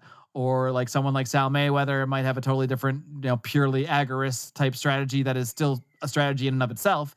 And these are all debates I want to try to put together over the coming, months, years as well. Because I think this idea, and this goes back to what I was saying earlier, I want to spend my time wisely. I want to spend my time well. So I think it's important to explore this idea of what is the best way to spend our time if we're people that really want to inspire people and we really want to see greater liberty in the world, which is exactly what I want to see. And it's exactly what I want to do. And I don't know the exact answer either. So like I am really actually doing a lot of these podcasts and a lot of these debates in a somewhat of a selfish way. Sure, I know a lot of people will listen when I do stuff like this, and yeah, that motivates me too. But a lot of it's for me. Like I want to know too. Like I don't know the exact answer. Because I definitely appreciate the spirit of what the Mises Caucus is doing, what the people in there are doing. I know there's a lot of like accusations that come out about being racist or entryism or stuff like that, the topics that we aired out in a lot of my initial debates with Dave Smith when he was just kind of debating some of his haters online. Frankly, I find those arguments, dare I say, retarded. Can I say that? Am I allowed to say that? I'm going to say it because it's retarded. It's absolutely retarded. It shows that the people making those arguments have not taken any time out to actually get to know the people they're accusing these things of. I've gotten to, but forget if I've known them personally. Like I've met Tom Woods, I've met Dave Smith. I wouldn't say we're like good friends, but I've met them personally and I feel the vibe that they're good people. But besides that, if you just listened to their podcast for like, I don't know, 2 or 3 episodes, it would become pretty obvious that they're not racists or anything that they're ever accused of being. I think the worst thing that people do is they take like a joke Dave Smith might make because he's a comedian and a very subversive comedian. He has a show called Legion of Skanks. So he says a lot of shit that if you take it out of context, sure, it could be seen as racist or sexist. If you take it out of context, which is what everybody does. Right. So I find at this point, I just have no time for those people. None. Like I'm not even gonna. I don't even want to host a debate anymore with Dave and we Dave and I have talked about this too. Like we're both done with this. Like and it got great ratings. Like honestly, 2 of my 3 highest downloaded episodes of all time are Dave Smith debating someone making stupid arguments against him. So for me, it's probably dumb to reject this. Like, and it's sad because I mean, he's done conversations on Lions Liberty with Eric Brakey that did very well as well about more of the strategy aspects. They didn't do as well as the one where he just debates his trolls. So it's probably better for my interest, for Lions Liberty interest, to every month have some idiot hater of Dave come on and spew their bullshit. But I don't have time for this anymore. Like again, it's about how I spend my time. And that's a waste of time because I mean, I don't know what's wrong with some of these people, if they've had like a mental breakdown or where this like crusade against people like Dave and Tom have come from. I have no problem like criticizing certain positions of theirs. Like I don't really agree with, there's some positions of Dave's that I don't really agree with. I don't really agree with his take on immigration. But I don't need to agree with someone's take on everything, to think they're a good person or to think they're worthy of promoting. Yeah. But yeah, so that's a long way of saying I really do respect the spirit and the work of people in the Mises Caucus that they're doing. And yeah, there might be some people within that, just like there are within any group, that might post offensive things or post a meme that someone takes the wrong way. And again, I don't have any time for that bullshit. And I'm not talking about the bullshit of the meme, of caring about the memes, of caring about offensive comments, because like if you really understand where we are in the world, if you understand where we are in the fucking timeline of the things that they're trying to do in our society right now, of what they're trying to do with vaccine passports and what the implication of that really is, if you give a shit about someone's comments about trans people or memes that are clearly jokes anyway, if you even give a shit, I don't have any time for you. You're useless. You're beyond useless. You're actually worse than useless. You're actually hurting the entire cause by wasting our fucking time with this shit. So to those people, I'm done with you. Shut up. Like, go away. Like, honestly, I don't care if you're on our Lions Liberty Patreon. I don't care if you send me $5 a month. Take your fucking $5 back. I'm sick of you. You are useless. I'm not talking to any one person, but I'm talking to a couple specific people. They're worthless and they're wasting my time. So I really do. Wow, I guess I was holding that rant in, huh? I really do respect what the spirit of the Mises Caucus is doing. I really do. They're trying to recapture the Ron Paul revolution. I think it's an awesome idea. Yeah. Is it the best strategically thing to do? That I'm not sure of. I get Dave's argument is that we're in a different time now. Like, this is not 2008, where the only way to get a platform was to be on that Republican stage. And he contends correctly, because he's doing it, that he can get on bigger platforms, and he does. He gets on Joe Rogan. He gets on Fox News. I have no doubt if he's the Libertarian presidential nominee, he's going to get even more attention. So I think he is correct in that sense. does that matter? that I guess that's the question. Like, I agree with the premise. Does it matter if he does that? Is that what we should be doing? Is that what's going to be most effective? That I don't know. And then someone like Tho would argue that, you know, if we're actually trying to change things, then you have to get into power. And you have to do things that are going to lead to more freedom and power. And maybe all those things aren't fully in line with the non-aggression principle in the purest way. Like, Tho is a big fan of Ron DeSantis and everything he's doing. And I'm kind of torn on the whole thing, because there's parts of me that's like, that sees Ron DeSantis like ban the use of vaccine passports in Florida. And there's the gut part of me that there's a conflict here. You know, there's the pure libertarian of old of me. And not that I'm not still a pure libertarian. I think I am philosophically, as pure, you know, in my own pure way. I know everyone's got their own definition, because everyone's only pure to themselves anyway.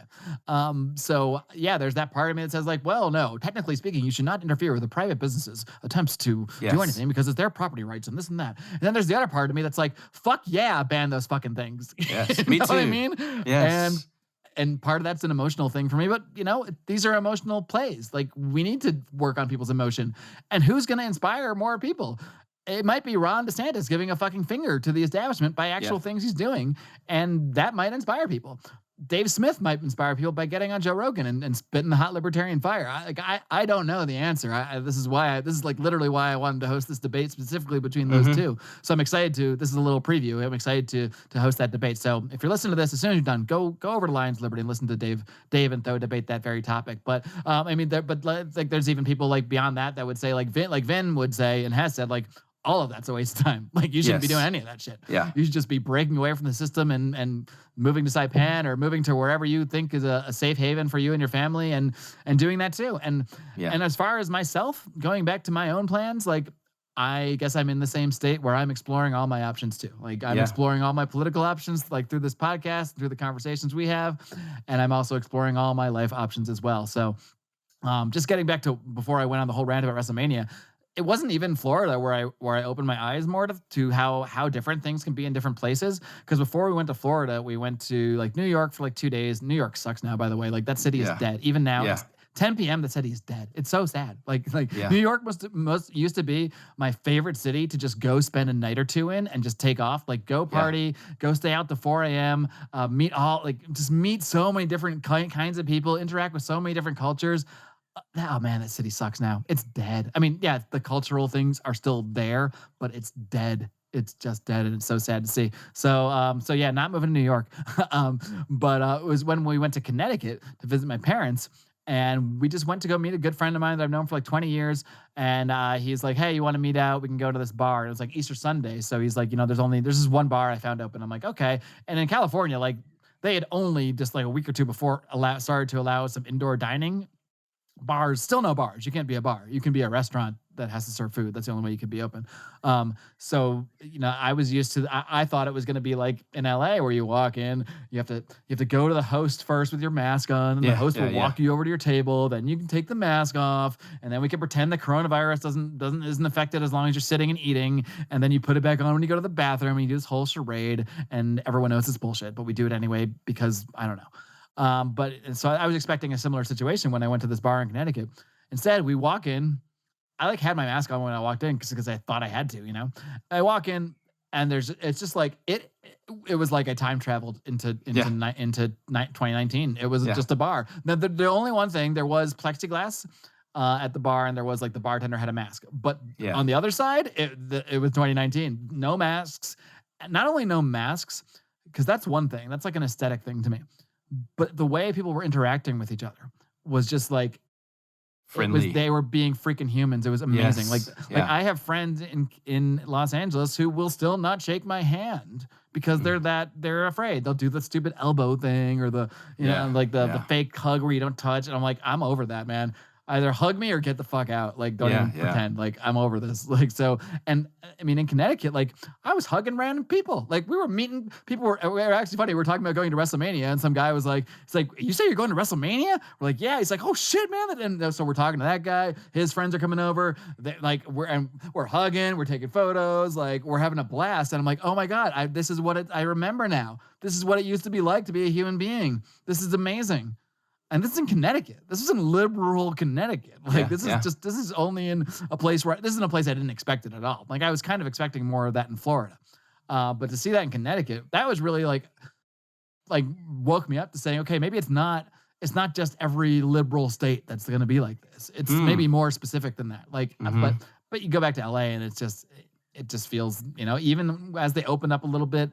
And I hope this changes. I hope a lot of people break themselves out of this spell they're under, thinking they can't shake your freaking hand or give a hug to a friend. Yeah. But I don't want to be in a place like that. Again, life's too short, man. I want to live. I want to be a human. I want to live and act like a freaking human, interacting with other humans. And that is and LA is a place where that is just, for the vast majority of people, that is not how they are acting at all. So I've noticed I still go back into Austin fairly regular basis. I'd never quit the gym that I go to because I'm spoiled. It's Lifetime and they have saunas. So because it's your practice too. Yes, yes. And I just love going there. And they've been mask free for, I don't know, a while now, and it's wonderful. So it started to get to where every place I go now, the mask thing's out the window. Like it just doesn't happen anymore. And I noticed today I stopped to get fuel there nearby, and there's a sign on the door. And I already tell myself, if you tell me to put a mask on when I walk in the door at a gas station, I'm just going to go. I'm not going to give you business, and I'll go find one that doesn't require that. But there was a sign that said, if you've been vaccinated, you don't need a mask. And I thought, well, this will be fun to, again, it's theater, but now I get to pretend that I've been vaccinated because I'm not wearing a mask. Right. And so I thought, how interesting, because those of us, and I'm speaking for myself and some of my close friends for sure, that aren't going to be vaccinated are already anti-mask. So what an interesting situation to put people in. It's like, well, I wasn't going to wear a mask before you had that sign up there. Right. I'm still not going to, and I'm not going to get vaccinated. So interesting. I just thought, what a strange way to go. I'm thankful that it's not going to be an ID passport, ID card, anything like that. Yeah, I'm starting to think that, I don't know. I'm trying to white pill myself as much as possible. But Scott Horton was just on with John Odermatt on Finding Freedom, and one thing they talked about was like he just doesn't think it can happen. Like not in the way they're wanting to push it. Now it might be a frog, in the boiling water situation that maybe now it just can't happen. But they slowly creep in more and more requirements here and there, and then maybe 10 years from now we look back and say, oh well, they finally did do it. They just creeped it up on us. Yeah. But I don't think it's going to be as easy as at one time I feared.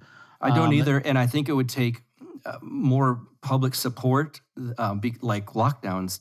One of my red pill moments was looking around going, well, these public would just go for this. They didn't really even have to enforce it that much. There's people that will call on businesses. Oh my God, he's open. Right. And I haven't seen near that support for vaccine passports. There's people that I've kind of hidden on social media that I know personally that are nuts, but I'll go and read their page. Like, I wonder if he said anything. No, not yet. So I've not seen, outside of really our circles being worried that it's going to happen, I've not seen much on it at all. And again, you mentioned Scott Horton. He's, he kind of brings the white pill to the topic in general, saying like, oh, there's just no way they're going to do this. They can't do this financially. They're discriminating against poor people, that kind of thing. Mm-hmm. So he makes me feel better about it. And just looking around, I've not seen any of my crazy friends that were strictly all for lockdowns and very vocal and wear the damn mask and take the damn shot and all of this stuff. No one said, get a damn vaccine passport. I've not seen it at all. So that makes me feel better. I have heard a tale or two of, this is actually a tale that Brian, I don't know if he said this on his main podcast. He also does another podcast on our Patreon, so I get them all confused. But Brian was talking about, and I'm sure I know who these friends are. He didn't name them on the podcast, and I didn't ask him about it. But he said he was at a friend's house of ours. Well, I know who the friend is, but he said that there was like 6 or 8 of them there, and they were all asking him like, "All right, did you get the vaccine? Are you getting vaccinated?" And then he was like, "No, I'm not." And then like they didn't want to relent. They're like, "Well, why not?" And like so, there's like that kind of pressure in some ways that I've seen some of that, but not straight up. I hope you have to show that you were to do activities. I haven't seen that as much. Because I think even those friends of ours were half kind of just giving him shit too. Like, and like, I don't think any of those people would advocate that he not be allowed to go to the store or, correct. or anything like that. Right. I don't know any real people that, like I said, even people that were in support of lockdowns and in support of mask mandates and all this stuff, even those people that I know are like, they respect my choice to not take it or to, so that's really white pilling to an extent, I guess you might say, hopefully. Yeah, and then there's tales now, I believe Bill Maher being one of them, of people that get COVID after they've had the vaccine, which totally declaws anything that's going to force everyone to do it because it's clearly not keeping someone from getting COVID, so that doesn't even make any sense. Not that all of these laws made sense to begin with, but... I know someone who got the vaccine and died 3 weeks later from COVID. So wow. Again, it's an anecdote, but yeah. So I mean that's one thing that scares me. And like, I'm not going to pretend I'm a doctor or anything, but I have looked at a lot of the people that have been talking about the studies that they've done on animals for mRNA vaccines, and almost universally, there's no problem when they take the vaccine. It's all good. Sometimes there's side effects. Usually they're okay. It's only when they later encounter live virus, like in the wild, that those animals die.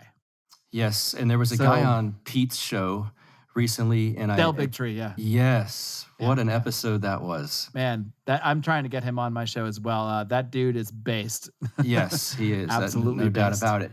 All right, Mark, you plug anything you want to before we get you out of here. You got all kinds of things going on. I want to plug Buck Johnson and Marc Clair's Future Pro Wrestling podcast. That's what I want to plug. That will happen. I feel like now we could tie this into absolute anything, but I mean, based on what we talked about today, this is a topic I think we need to explore a little more, like especially how the liberty movement can learn from Vince McMahon, or maybe that's the title of this episode. I'll let that be up to you. But yeah, I'm out there doing things. Like, of course, I do Lions of Liberty.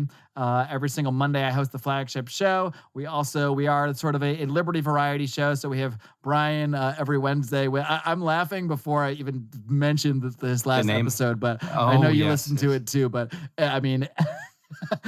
everyone that exists that likes podcasts, I don't care what your political views are. I don't care if you're a Liberty person or whatever, should go listen to Brian McWilliams drunkenly trying to rein in a stone out of their mind, Hotep Jesus and Thaddeus Russell for like an hour and a half on Electric Liberty Land last week. It's one of my favorite podcasts maybe I've ever listened to. It's right up there with like Alex Jones on Joe Rogan. It was. It really is an absolute blast. So yeah, you're part of his network here. So go check out that and Hotep Jesus on Electric Liberty Land. Brian does that every single Wednesday. It's usually just him ranting about topics of the day, but he does occasionally bring in a couple guests, and he was able to hang out with them in his hotel room after the Mises Caucus event in California. And Brian, it was just the perfect mix because Brian, knowing that the story, like he drove up there, was in tremendous traffic, like didn't get there in time to eat dinner. So he's like drunk, he's whiskey drunk and didn't even eat. And then meanwhile, like Thad got Hotep Jesus high, who hadn't smoked weed in like 2 months. So like he's like, it's just the perfect mix. It's so much fun. Like I'm probably going to listen to it again later because I enjoyed it so much. And then of course, my man, John Odermatt, hosts his show Finding Freedom. That is now every Thursday. That's a bit of a pivot. He used to have a show called Felony Friday. It's a little part of, I think we're all rebranding in our own ways, so to speak.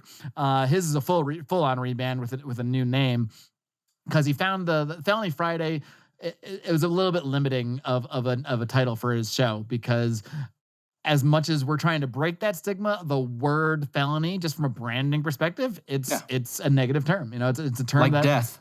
Like a lot. I know you like it. I like it, but a lot of people, just to broaden the tent, so to speak. When you associate things with a negative term, a lot of people might say, I don't care about felons. I don't want to listen to that. But Finding Freedom, now that's a lot more inspiring. So, and we also moved that show from Friday to Thursday, just for pure technical reasons, because it's a better day to drop a podcast. So every Monday, Wednesday, and Thursday, you can find a new episode of Lions of Liberty. And personally, No offense to other libertarian podcasts. I wouldn't, no offense to you either, because you have a great show too. But I think in the very specific liberty niche, it's hard to beat the variety that we bring on Lions of Liberty. I'm not saying any one of our podcasts are better than any one libertarian podcast. I'm not saying any one of us is better than Tom Woods or Dave Smith or even Buck Johnson.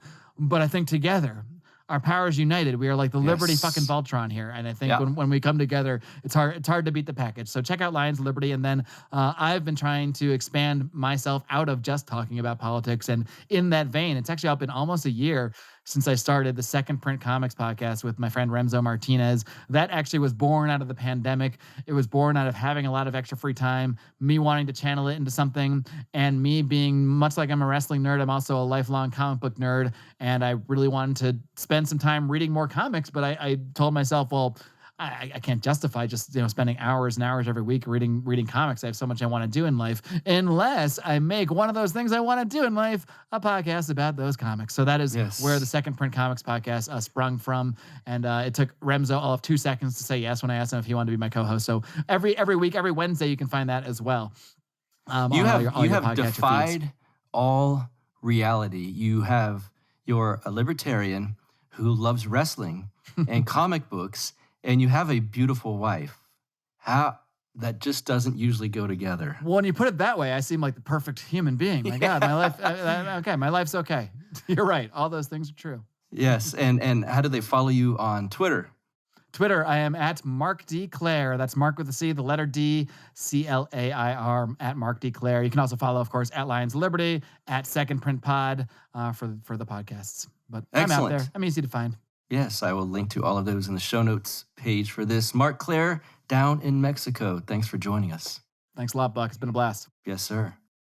All right. Thank you guys for tuning in to this episode of Counterflow Podcast. I was happy to have my friend Marc Clair on the show. I hope you guys enjoyed that conversation, and I hope it gave you some things to think about. That's my purpose on this show, is to give you things to think about.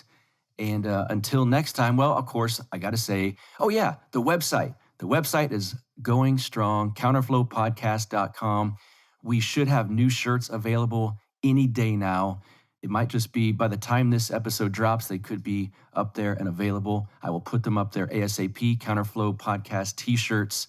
Of course, I get the good, comfy ones, the ones that actually fit well and don't look all boxy and shitty on you. They will look good on you, I promise. And that's about it. It's got all the media links. My social media stuff's all on the website. And like I said, go to the YouTube page, check us out, give us a subscription, subscribe on iTunes, give us a rating, a review, all of that good stuff. And until next week, you guys have an awesome week. See ya. You get split in fucking half, till I call the hologram wrath. But I am the center inside the placenta of math. You clash with cyanide gas and die fast. Rhythmical equivalent of solids, liquid and gas. We smash your sinus with the power of Lord Titus. But I am the virus inside of the iris of Cyrus. Like the sound of the Counterflow podcast? Our audio production is provided by Podsworth Media. Check them out at podsworth.com. This has been the Counterflow Podcast, a part of the Renegade Media Network.